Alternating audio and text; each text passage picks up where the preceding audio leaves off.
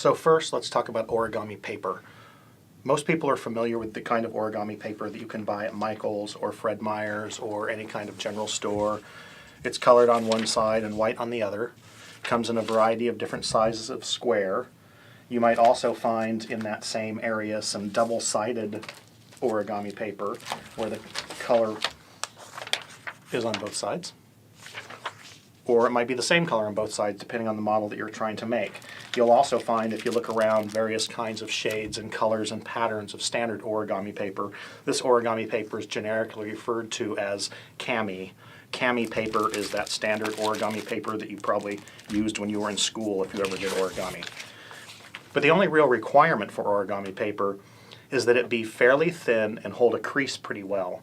That means almost any kind of paper will work except for children's construction paper, which doesn't hold a crease well, and papers like that. So to give you some examples of paper that I like to use or use it for various purposes, sometimes I'll use a variety of paper that I've scavenged from Christmas wrapping and Christmas gifts. So a standard kind of craft paper, kind of shiny red paper I loved to tear apart when I was a kid. Colored, patterned paper, it depends. Pretty much any wrapping paper will work, but the best is that kind of high quality paper that you'll sometimes find, not the stuff that comes 5 rolls for $1 at Fred Meyer typically, but even that works some too. Because in addition to that, you might well want to use simple old copy paper. This is colored copy paper cut into a square. I might or might not have liberated this from my office, don't tell anybody, but this is great for practice paper. It doesn't hold a crease super well, so it's not going to last a long time if you make a model for display, but it's great for practice and very inexpensive. You might also use scrapbook paper. I'm a fan of taking the scrapbook paper. I'm not a fan of scrapbooking, but I like to take the paper and cut it into squares and use it so I can get things like the monkey pattern. Very useful there. For some specialty types of folding, you might use other commonly available papers that you might not have thought of before. One of the more common are memo pad cubes. So you can get these at Office Max or Office Depot, about $5 for a stack of 500, and these are great for doing modular folds. A modular fold is one in which you make many, many different little units and assemble them, so it's great to have a lot of color and variety pre-cut at a good size. Another whole area of origami is called dollar folding or dollar bill folding.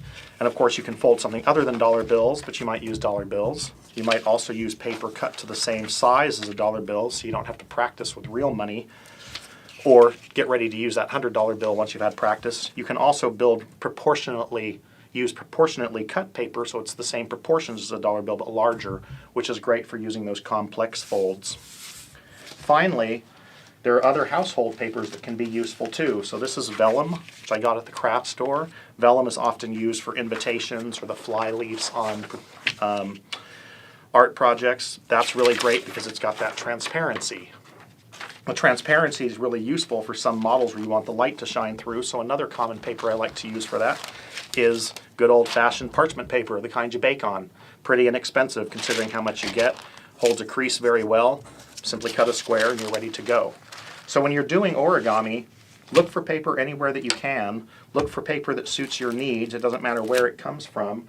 I find that using all of these different kinds of paper gives me a ready stock. It also has started to make me look around. I look around all the time to see, oh, I wonder if that paper would fold very well. I can make use of junk mail and other paper that comes in, because a lot of times advertisers use really great paper for their advertising. I could care less about the advertising, but if I can fold something nice out of it, why not?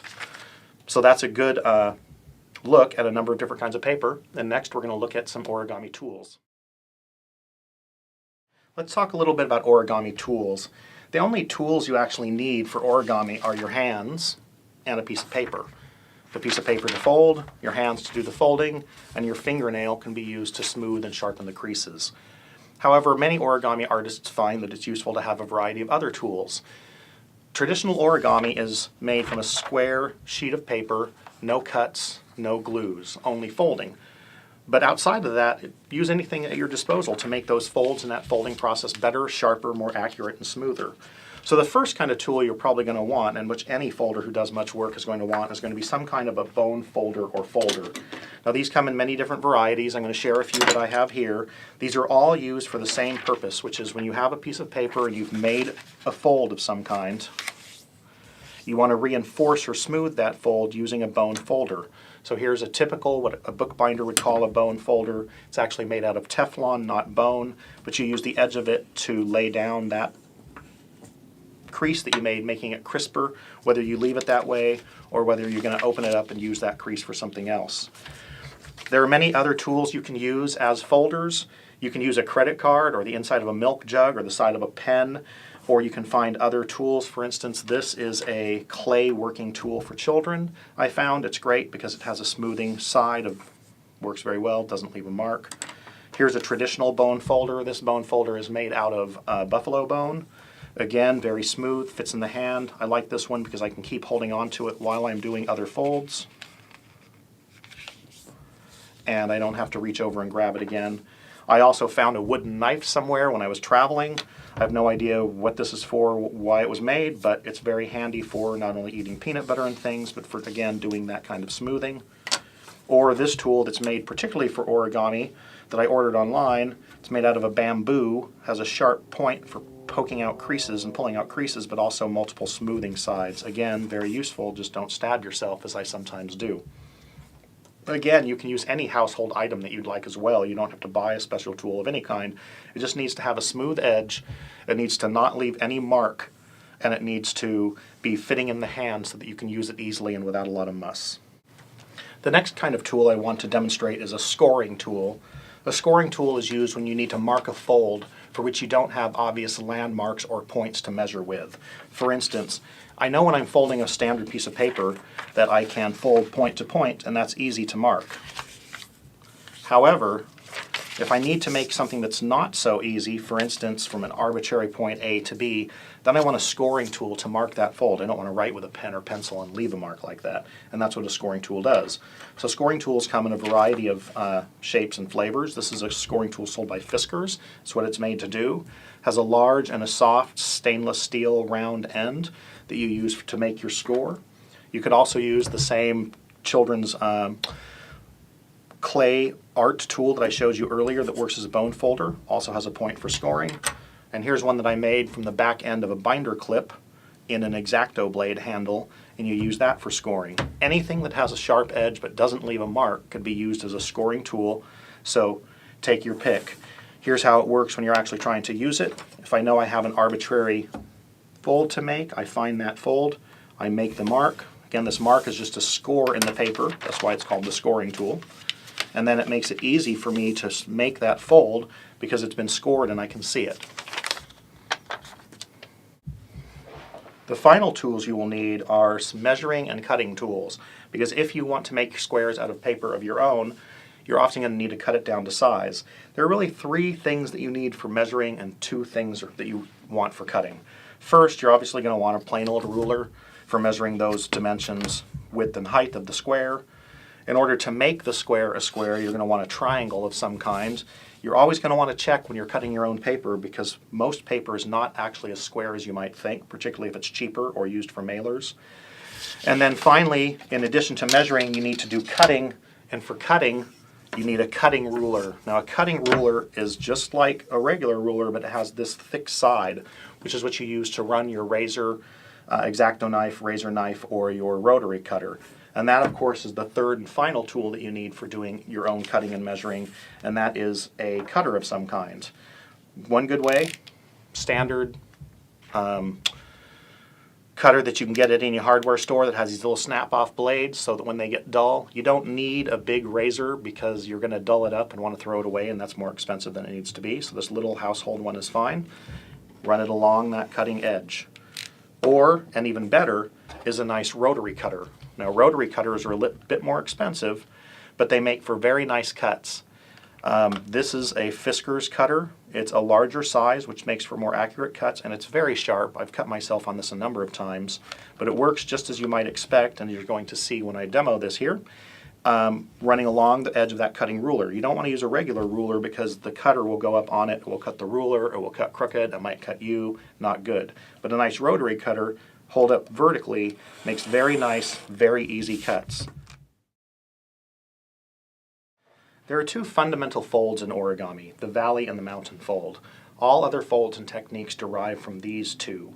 These two folds alone create many models that are known as Pure Land origami, origami made only using valley and mountain folds. A valley fold is what most people think of when they fold a piece of paper. You take the paper, you fold it over in some way, and what you have in here is a valley fold because it has that valley. A mountain fold is folded the other direction. So I could take this paper here, and if I fold it back onto itself, that is a mountain fold because it creates that mountain. So you can have a mountain fold and a valley fold. But notice that they're really the same fold, just one turned over. So I could take a piece of paper, and if I wanted to make a valley fold from corner to corner, I would fold it the way you would expect.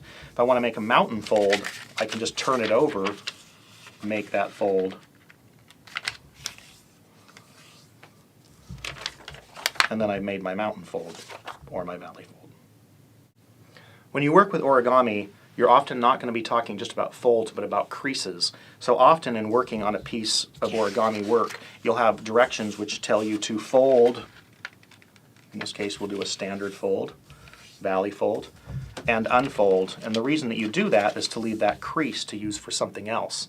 So it's important that you make those creases nice and smooth and as even as possible. Now there are a couple of things you can do when folding to help ensure the accuracy of your fold. One of the most important is that you fold away from your body. So if I'm making this valley fold, I don't want to fold this way, fold away from the body. Then align the point and align the edge. And once you've done that, go down and do it from the center. And then you'll have a nice fold. A few things that you don't want to do are, don't fold downward. Don't line up the point and go from left to right or right to left. You want to go from the center. That will give you the most accurate fold. If you're told to make a valley crease, fold and unfold. If you're told to make a mountain crease, do the same thing. In this case, I'm going to use the technique of folding over and turning back so that I have my mountain crease and my valley crease. You're going to use creases a lot in origami. It takes a lot of practice to make them even every time. Let's talk about origami bases. An origami base is a fold from which many other models are derived. So often you will see origami instructions that say something like, start with a kite base and then X, Y, and Z. The kite base is that common starting point. The kite base also happens to be the simplest kind of origami base, so let's take a look at how to make it now. Kite base is made of 3 folds. First, you make a fold from diagonal to diagonal, a valley fold. So we line up our points, go from corner to corner, make a nice crisp fold. Then we unfold that to see that center crease. Now we have 2 more folds to make the kite base. Very simple. Fold one lower side up to that crease.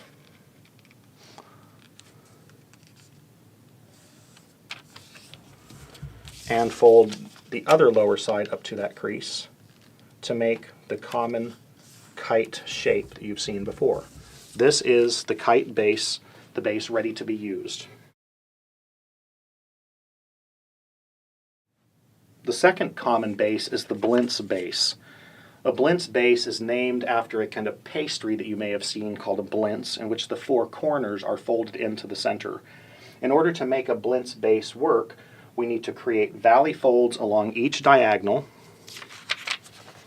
Those valley folds across the diagonals are going to give us our reference points for our 4 final folds. So my 2 valley folds. Okay. And open it up, and I have my reference points. Now the blintz base is where you take each corner and move that corner into the center.